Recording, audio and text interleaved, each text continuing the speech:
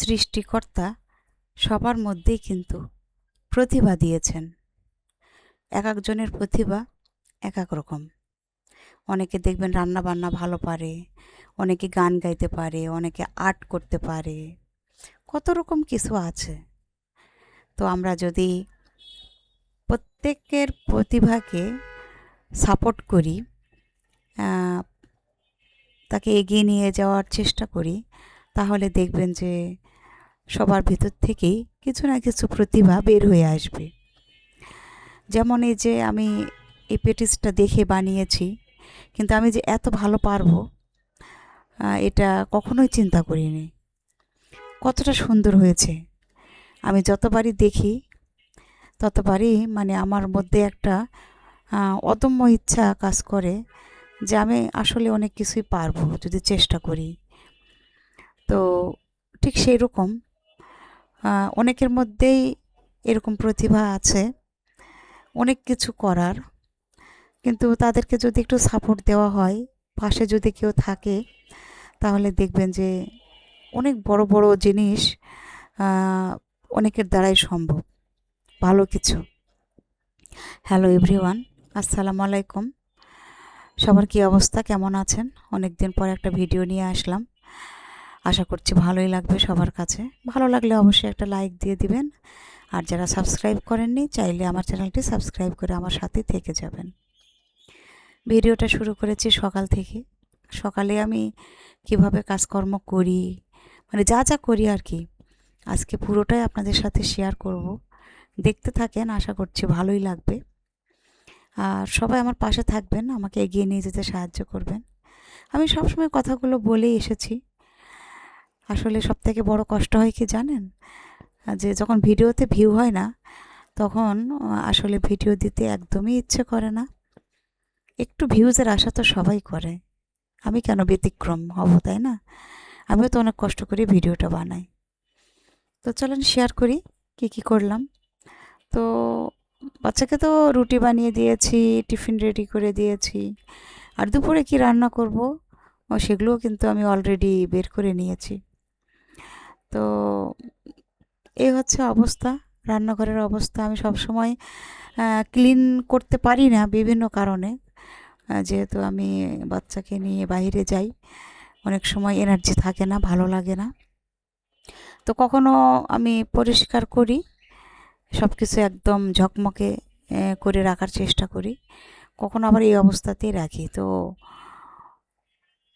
কিভাবে পরিষ্কার পরিচ্ছন্ন করি, কি কি কাজ করি, সেগুলোই আপনাদের সাথে শেয়ার করব। কিভাবে করলাম, এতগুলো কাজ করাটাও অনেক কষ্ট, কারণ আমার হেল্পিং হ্যান্ড নেই, মানে নেই বলতে আমি রাখি না। কারণ আমার বাচ্চাকে নিয়ে কোচিং, প্রাইভেট স্কুল এগুলোতে যেতে হয়, আসতে হয়, তাকে সময় দিতে হয়। এজন্য আমি হেল্পিং হ্যান্ড রাখি না, কারণ হেল্পিং হ্যান্ড অনেক সময় দেখা যায় টাইম মতো আসে না। তো তার জন্য বসে থাকলে তো আমার কাজ সব পড়ে থাকবে, তাই না? এজন্য আমি নিজের কাজগুলো নিজেই করি এবং সময় মতো করি। আর আমার একটা নিজস্ব রুটিন আছে, সেই রুটিন অনুযায়ী আমি কাজ করি। তো এই হচ্ছে অবস্থা। তো আজকে পটল দিয়ে মুরগি রান্না করব, কারণ আমার ছেলে খুব বেশি পছন্দ করে। পটল দিয়ে মুরগি রান্না করলে মানে সে এত খুশি হয়। কারণ আলু দিয়েও রান্না করি, অতটা পছন্দ করে না। আলু পছন্দ করে না সে, ফ্রেঞ্চ ফ্রাই হলে পছন্দ করে, কিন্তু এমনিতে তরি তরকারির মধ্যে আলুটা সে প্রেফার করে না। তো পটল দিয়ে মুরগি খুব পছন্দ করে, তো তার পছন্দেরই আজকে রান্নাটা করব। তো এই যে অনেকগুলো পটল বের করে নিয়েছি, এই হচ্ছে অবস্থা। আর যেহেতু বাচ্চা স্কুলে যাবে, সম্পূর্ণ রুটি আমি বানাতে পারিনি, আমারটা আমি পরে বানিয়ে নেব। আর ওরটা আমি করে দিয়েছি, ও খেয়ে স্কুলে চলে যাবে, সাথে টিফিন রেডি করে দিয়েছি। এর আগের ভিডিওতে আমি দেখেছিলাম যে পেটিসগুলো বানিয়েছি, সংরক্ষণ করেছি, সেখান থেকে বের করে নিয়ে একটা একটা করে ভেজে দিই, এই আর কি। কারণ তেলের জিনিস অতিরিক্ত খাওয়াটা তো আসলে ঠিক না। আর যাদের ওভেন আছে তারা তো ওভেনে সুন্দর মতো বেক করতে পারবেন, খুব সহজে হয়ে যাবে। আবার মানে সুবিধা আর কি। আর তেলের মধ্যে ভাজলে তো প্রচুর তেল লাগে, তেলগুলো লেগে লেগে থাকে, এগুলো যদিও স্বাস্থ্যের জন্য ক্ষতিকর। আর এগুলো তো আসলে সবাই সবসময় খায়ও না, মাঝে মধ্যে আসলে মুখরোচক খাবার খেতে ভালো লাগে, এই আর কি। তো এই যে আমার কাজগুলো আমি করে নিচ্ছি, এটা আমার প্রতিদিনের কাজ। আমি সকালে একটু করে পানি দিই গাছে, কারণ সারাদিন আমি আর সময় পাবো না, আমার শরীর ক্লান্ত লাগবে, তখনও ভালো লাগবে না। এ কারণে আমি সকাল থেকেই শুরু করে দিয়েছি কাজকর্ম। টুকটাক যেগুলো কাজ থাকে সেগুলো আমি করে নেওয়ার চেষ্টা করি। তো এই যে এখন রান্নাও করব, সাথে আরও অনেক কাজ করব, কারণ সংসারের অনেকগুলো কাজই থাকে, কাজ করি। সবগুলোই তো আসলে ভিডিওতে নিয়ে আসা সম্ভব হয় না। উম, তো এই জন্য যতটুকু নিয়ে আসি আর কি, সেটাই আপনাদের সাথে শেয়ার করি, যেটুকু ভিডিও করি আর কি। তো এখানে পটল মুরগি যেহেতু রান্না করব, সেজন্য মশলাটা কষিয়ে নিলাম। নেওয়ার পরে তো মুরগিটা দিয়ে দিয়েছি, বেশ কিছুক্ষণ কষাবো, তারপরে পটল দেবো, দিয়ে রান্না করে নেব। এই তো রান্না দেখানোর কিছুই নেই, আমরা সবাই জানি। আর গ্যাস খুবই কম, আস্তে আস্তে রান্না হচ্ছে, এই আর কি। তো পটল মুরগিটা আসলে খেতে ভালোই লাগে, পটল দিয়ে মুরগি রান্না করলে ভালো লাগে। গরুর মাংস আমি অনেক সময় রান্না করি পটল দিয়ে, খেতে দারুণ মজা। কেউ খেয়েছেন কিনা আমি জানি না, তবে পটল দিয়ে মুরগির মাংস, পটল দিয়ে গরুর মাংস, এগুলো খেতে দারুণ মজা হয়, টেস্ট হয় ভালো। ম্যাক্সিমামই তো আমরা সবাই সবসময় আলু দিয়ে রান্না করি, তবে যারা মানে আলু আসলে তো কার্বোহাইড্রেট বেশি থাকে, যেহেতু ভাত আমরা খাই, আমরা যেহেতু বাঙালি, ভাতটা খাওয়া হয় বেশি, এই কারণে আসলে আলুটা একটু অ্যাভয়েড করলে সব থেকে ভালো। এরকম সবজি দিয়ে যদি আমরা মাংস রান্না করি, তাহলে কিন্তু একসঙ্গে দুটোই হয়ে গেল, সবজিও খাওয়া হলো, মাংস খাওয়া হলো, তাই না? তো এই তো স্লো কুকে রান্না হচ্ছে, সুন্দর মতো কষিয়ে একটু ঝোলের পানি টানি দিয়ে রান্না করে নেব। আর এই ফাঁকে আসলে অনেক কাজে করেছি। আর আমরা তো মেয়েরা সংসারের কাজকর্ম করতে অনেক ভালোবাসি, কারণ এগুলো সব কিছু আসলে একটা আর্ট। রান্না ভালো করতে গেলে তো ধৈর্য সহকারে রান্না করতে হবে। জীবনটা আসলে অনেক সহজ, আমরা সহজ করে যদি ভাবি, সহজ করে যদি নেই, জীবন একটাই, এই জীবনেই আমরা আমাদের সাধ্যমতো যা কিছু করার করে নিব। কারণ ভালো কাজ যখন আপনি করবেন, তখন অবশ্যই প্রশংসা পাবেন, সবার কাছ থেকে ভালোবাসা পাবেন, এটা সব কিছুতেই। যদি একটা ভালো রান্না করেন, সবাই প্রশংসা করবে। আপনি যদি একটা ভালো জব করেন, সেখানে প্রশংসা করবে। ভালো সব কিছু আসলে সবার জন্যই ভালো। তো আসলে জীবন এরকমই, জীবন তো আসলে ক্ষণস্থায়ী। এই ক্ষণস্থায়ী জীবনে আমরা যদি সব কিছু ঠিকঠাক মতো করতে পারি, তাহলে দেখবেন আর কোনো সমস্যাই থাকবে না। জীবনে অনেক ঝড় আসবে মানুষের জীবনে, এটাই তো স্বাভাবিক, তাই না? আর সেটা মানুষের জ্ঞান বুদ্ধি বিবেক দিয়ে আমরা সুন্দর মতো মোকাবেলা করে আবার একসঙ্গে থাকা, সবাই মিলে, পরিবারের সবাই মিলে যদি একসঙ্গে থাকা যায়, এটা আসলে অনেক সাপোর্ট করে। একসঙ্গে থাকতে গেলে অনেক বিপদ আপদ, অনেক সমস্যা মোকাবেলা করা সম্ভব হয়। তো এখন তো আস্তে আস্তে আসলে আমরা এক কেন্দ্রিকের মতো হয়ে যাচ্ছি, সবাই নিজেকে নিয়ে ব্যস্ত। কিন্তু সবাই মিলে যদি একসঙ্গে থাকা যায়, তখন বিপদ আপদে কিন্তু অনেক হেল্প পাওয়া যায়। শুধু বিপদ আপদ বলবো কেন, আনন্দ ফুর্তি সবাই মিলে আসলে ভালোই লাগে। বাচ্চারাও কিন্তু এখান থেকে অনেক কিছু শিখে, তাই না?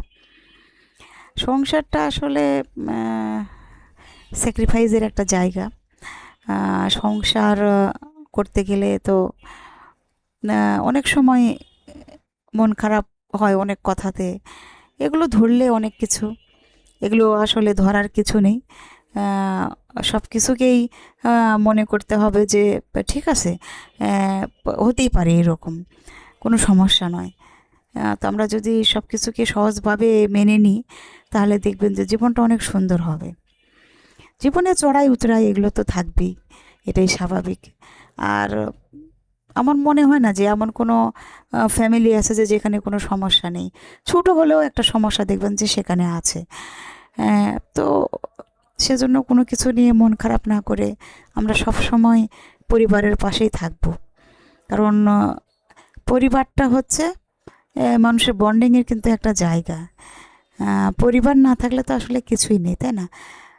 টাকা ইনকাম করি বা যা কিছুই করি এটা কিসের জন্য? পরিবারের জন্য। আর আমরা যে রান্না বান্না করি এটা কিসের জন্য? সবাই মিলে একসাথে খাওয়ার জন্য, সবাই মিলে এটাকে উপভোগ করার জন্য। তো আসলে মানে পরিবার হচ্ছে এমন একটা জিনিস, এমন একটা জায়গা যেখানে সুখ দুঃখের কথা বলা যায়, সবার সাথে বন্ডিং ভালো থাকে, হাসি আনন্দ নিয়ে সবাই মিলে একসাথে বাঁচার একটা আশা, স্বপ্ন। তো এই যে আমার রান্নাবান্না কিন্তু অলরেডি হয়েও যাচ্ছে। আর আমরা মেয়েরা কিন্তু সংসারের কাজকর্ম করি অনেক ভালোবেসে। সংসারটাকে আমরা এতটা যত্ন করি, সংসারকে যেরকমভাবে আমরা যত্ন করি, সংসারের জিনিসপত্র যেভাবে আমরা যত্ন করি, আমরা যদি নিজের প্রতি এরকম যত্ন নিতাম তাহলে আসলে কি হতো জানি না। এটা আসলে কি বলবো, আমরা কিন্তু সংসারের প্রতি যত্ন নিই, সংসারের জিনিসগুলোর প্রতি যত্ন নিই। কোনো কিছু নষ্ট হলে এত মন খারাপ হয়, কষ্ট হয়, কিন্তু দিন শেষে যে নিজের প্রতি একটু যত্ন নিব, এটাকে এই সময়টুকুই মনে হয় আর হয় না। তো যাই হোক, সবারই আসলে নিজের প্রতি একটু যত্ন নেওয়া উচিত। আর সবার প্রতি সবার যত্ন নিতে হবে, এটাও একটা ব্যাপার। তো এই আর কি, সংসার খুবই একটা অন্যরকম জায়গা, অন্যরকম জিনিস। এখানে ভালোবাসা থাকে, দুঃখ কষ্ট থাকে, হাসি আনন্দ থাকে। আমরা যেহেতু মানুষ, আমরা সবসময় বুঝে শুনে কাজ করব, যেটা ভালো সেটা করব। ভালো জিনিসকে সবসময় আমরা প্রায়োরিটি দেব, কারণ ভালো তো সবার জন্যই ভালো। ভালোটা সবাই আমরা চাই, ভালো জিনিসকে উপভোগ করতে চাই। আসলে অনেক সময় আমাদের এত বেশি চাহিদা থাকে যে তার আছে আমার কেন নেই। এই জিনিসগুলো আসলে সুখ তো আনেই না, পরিবারের মধ্যে শুধু অশান্তি আসে।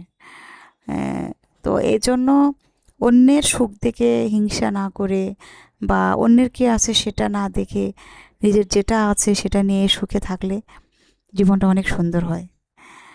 শুধু টাকা পয়সা আর বাড়ি গাড়ি থাকলেই তো সুখ আসে না, তাই না? সুখ একটা অন্য জিনিস, আর এটা নিজেদেরই তৈরি করে নিতে হয়। তো সুখে থাকার আসলে উপায় বলতে, যদি নিজেকে কেউ ভালোবাসে তাহলে কিন্তু সুখে থাকা যায়। আমি এটা মনে করি, সুখের কোনো সংজ্ঞা নেই। নিজে যদি ভালো থাকা যায় তাহলেই কিন্তু অনেক সুখ।